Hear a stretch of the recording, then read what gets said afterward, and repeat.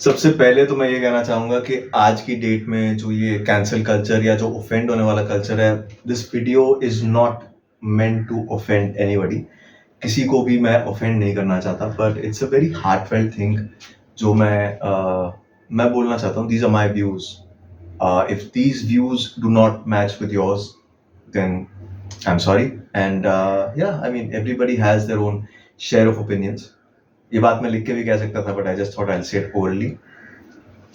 So I've been an actor since about 2010. I've been a full-time actor. मैं full-time actor रहा हूँ 2010 से, और यही मैंने किया है इतने साल.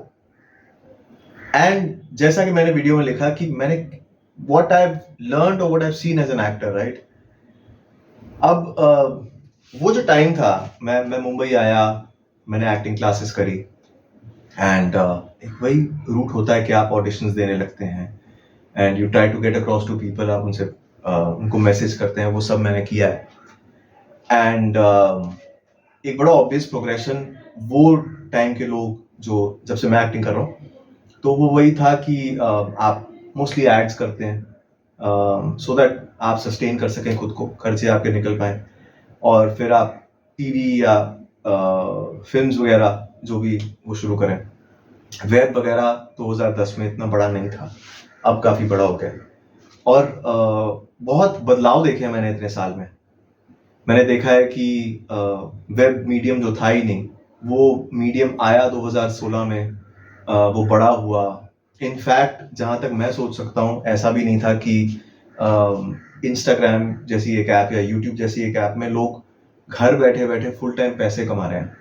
वो भी एक बहुत बड़ा मीडियम आ गया. And I am very happy for those जो लोग ये कर पा रहे हैं. It's a source of income and everything.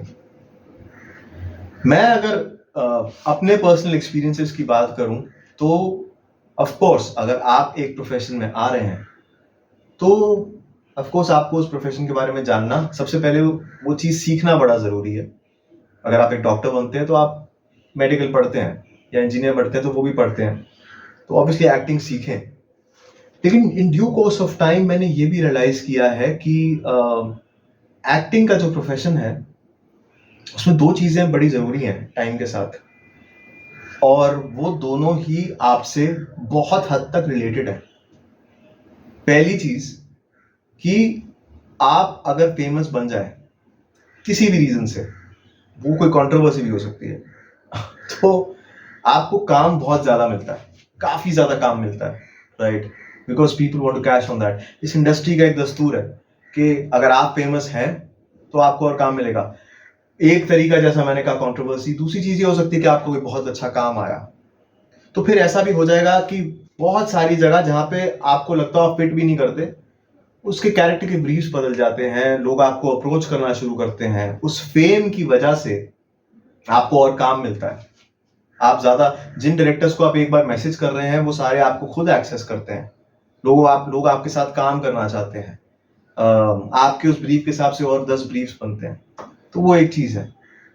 But what if आप उतने फेमस नहीं बन पाए after giving a lot of time? अजीब भी लगता है. ये लगता है कि यार मुझसे कुछ गलतियां हुई क्या कि मैं उतना फेमस नहीं बन पाया.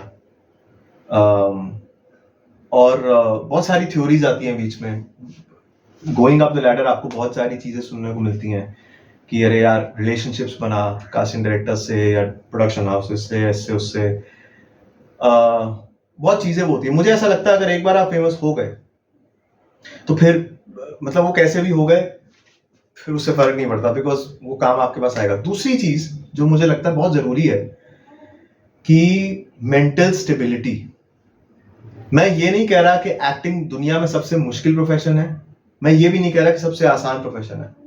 हर प्रोफेशन के अपने चैलेंजेस हैं. मैंने एक्टिंग से पहले भी काम किया है और मैंने कुछ और ही पढ़ा था. तो मैं ये भी कहूंगा कि हर चीज के अपने अपने चैलेंजेस होते हैं. लेकिन एज एन एक्टर मुझे लगता है एक बहुत इंपॉर्टेंट चैलेंज जो होता है ना, वो होती है आपकी मेंटल पीस. आप फ्रीलांसर होते हो और आप खुद से सब कुछ मैनेज कर रहे होते हो. वो मेंटल पीस, मेंटल स्टेबिलिटी बहुत ज्यादा जरूरी है. क्योंकि सबकी इतनी थ्योरीज होती हैं. अरे यार, तू ये नहीं कर रहा तभी ये नहीं हो रहा, अरे ऐसा नहीं कर रहा ऐसा नहीं हो रहा. कई बार आप बहुत चीजें कर लेते हो, शायद सब कुछ नहीं कर पाओ, फिर भी वहां नहीं पहुंच पा रहे जहां पे आपको पहुंचना था। और मैं एक और चीज यहां बोलना चाहता हूं कि ये भी गलत नहीं है। एक्टिंग में एक ऐसा प्रोफेशन है जहां पे कि अगर आप अच्छे हो तो आपको फेम, नेम, मनी सब कुछ मिलता है। क्यों नहीं? आप शुरू जरूर करते हो शायद पैशन के लिए या शायद इसके लिए भी। मैंने बड़े सारे इंटरव्यूज में ये पढ़ा कि हम तो पैशन के लिए आए थे, आर्ट के लिए, दैट्स ग्रेट, लेकिन अगर मुझे एक्टर बनना है और मैं एक्टर बनने आया था इसलिए कि मुझे फेमस होना है, उसमें गलत क्या है? क्या एक इंजीनियर फेमस होता है? नहीं। क्या एक डॉक्टर फेमस होता है? पार्टली में भी। लेकिन एक एक्टर अगर फेमस हो जाए तो बड़ी बात हो जाती है। It converts into more opportunities, आपको और पैसे मिलते हैं, और आपको प्लस आप फेमस होते हैं तो आपको fame is a different thing all together. And is fame wrong? No, definitely not at all. And जैसा एज आई सेड कि it leads to more opportunities, so why is it wrong? Why do people consider it a sin? Why do लोग ऐसा क्यों बोलते हैं कि यार acting अगर करो ना तो सिर्फ फेम के लिए मत करो? अरे आप खुद ये चीज मानते हो कि अगर आप फेमस हो तो आपके लिए और अपॉर्चुनिटीज आती है, रोल्स आपके लिए लिखे जाते हैं। एनीवेज, मेंटल स्टेबिलिटी वो एक चीज है जो आपको जरूर ख्याल रखना पड़ेगा, बिकॉज इतना ऊपर नीचे होता है ना, प्रोजेक्ट्स आते हैं, प्रोजेक्ट्स नहीं आते, होते होते चीजें नहीं होती, ब्रीफ्स बदल जाते हैं।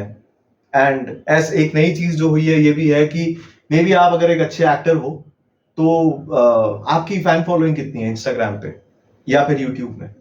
Again, I have nothing against any YouTuber और Instagram, I feel it's great, because मैंने तो खुद ये देखा है कि जब इंस्टाग्राम और यूट्यूब आए थे तो लोगों को इतनी कदर नहीं थी, टू द पॉइंट कि अब कितने सारे यूट्यूबर्स और इन्फ्लुएंसर्स काम कर रहे हैं, बहुत अच्छा काम कर रहे हैं, प्लस अपने चैनल चला रहे हैं, वहां से पैसे कमा रहे हैं। I am very happy for them. But जिसके नहीं है, जो एक अच्छा एक्टर है और उसके नहीं है, अब प्रोडक्शन हाउसेस को अपना बिजनेस चलाना है, उनको वो बिजनेस वाइज देखेंगे ये चीजें कि हम उसी को हायर करें जो जिसके फॉलोअर्स हैं या कुछ। हमेशा ऐसा नहीं होता, लेकिन काफी बार ऐसा होता है कि एक फेमस यूट्यूबर या फेमस इन्फ्लुएंसर या इंस्टाग्रामर, उनको वो चीज दी जा रही है जो जिसके लिए आप ऑडिशन कर रहे हो। बहुत सारे डिसीजन होते हैं, ऑफकोर्स एक चीज नहीं होती। तब आप क्या करेंगे? यार मैं एक अच्छा एक्टर हूँ, इतने टाइम से कर रहा हूँ, मैंने अपना क्राफ्ट सीखा, मैंने अपने क्राफ्ट पे काम किया, आज भी कर रहा हूँ, मुझे उतने पैसे नहीं मिल रहे एक ऐड के लिए, मुझे उतने पैसे नहीं मिल रहे एक प्रोजेक्ट के लिए, इतना टाइम भी दे दिया, अब क्या? I think it's up to you to decide. कहते हैं ना कि never give up, never give up. नहीं, मैं ये नहीं कह रहा कि यू गिव अप और you don't give up. Eventually मुझे लगता है कि मेंटल स्टेबिलिटी बहुत बहुत जरूरी है। That is one thing as an actor जो बहुत ज्यादा जरूरी है। शायद कोई आपको नहीं कहेगा, लोग बस कहेंगे हाँ यार सब ठीक हो जाएगा, क्या पता कभी नहीं ठीक हो। It gets on to you. तो वो बहुत एक इंपॉर्टेंट चीज है of being an actor, to be stable, to be mentally stable. Don't get into substance abuse, abuse of alcohol, abuse of substances, वो सारी चीजें वो फिर गलती हो जाएंगी। तो वो मेंटल स्टेबिलिटी रखनी, चार लोगों से बात करना कि यार ये गो थ्रू कर रहा हूं, वो बहुत जरूरी है। और उन लोगों से जो जेन्युइनली आपको सुन पाए, ऊपरी भाव से नहीं कि बस सुन लिया, हाँ सब ठीक हो जाएगा यार, सब ठीक हो जाएगा। जितनी दुनिया इवॉल्व हो रही है ना, हम सब उतने ही सिमटते जा रहे हैं खुद में, बात करने से डरते हैं। तो वो भी करना बहुत जरूरी है, क्योंकि यार अगर आप एक्टर बनने आए हो या एक्टर बनना चाहते हो, फेमस एक्टर बनना चाहते हो, अगर कल को मेंटल स्टेबिलिटी ना रही, दिमाग ही ना रहा, तो क्या एक्टर बनोगे यार? एक्टिंग कैसे करोगे? So that's it. जस्ट एक मैंने सोचा कि इस चीज के बारे में बात करूं, and it's about a 9 minute video. And या इस वीडियो से मैं कोई क्रांति नहीं लाना चाहता, it's just sharing my experiences here. And one more thing I like to say is that अपने आप को वैल्यू करना सीखिए। बिकॉज विद टाइम कई बार लोग आपको बोलेंगे कम में काम कर लो, कम पैसों में काम कर लो। क्यों? और ये बड़ा मुश्किल चीज है, बड़ी मुश्किल चीज है। मैं बड़े कम लोगों को जानता हूं जो बड़े सिक्योर है। कई बार मैं भी इनसिक्योर होता हूं कि यार काम छोड़ो या काम ये करो, बिकॉज ये कह रहा है नेगोशिएट कर लो। मुझे ऐसा लगता है कि आप अपनी वैल्यू खुद डिसाइड करते हो। अगर आपने एक थोड़ा 4-5 साल 6 साल निकाली, which is relevantly, which I feel is a relatively long time, you should be secure. Secure होना बड़ा जरूरी है, अपनी वैल्यू जानना जरूरी है। क्योंकि लोग तो बोलेंगे कम में काम कर लो, ये प्रोजेक्ट ऐसा है, ये है, पैसे नहीं है, तो बहुत कॉमन चीज है, बिजनेस है यार, सब कम में चाहेंगे आपको। तो वो वैल्यू डिसाइड करना खुद की, बहुत बहुत जरूरी है, इट्स वेरी वेरी इंपॉर्टेंट कि मेरी वैल्यू क्या है एज एन एक्टर, वो भी कीजिए. Rest, anybody who wants to be an actor, all the best, and yeah, take care of yourself.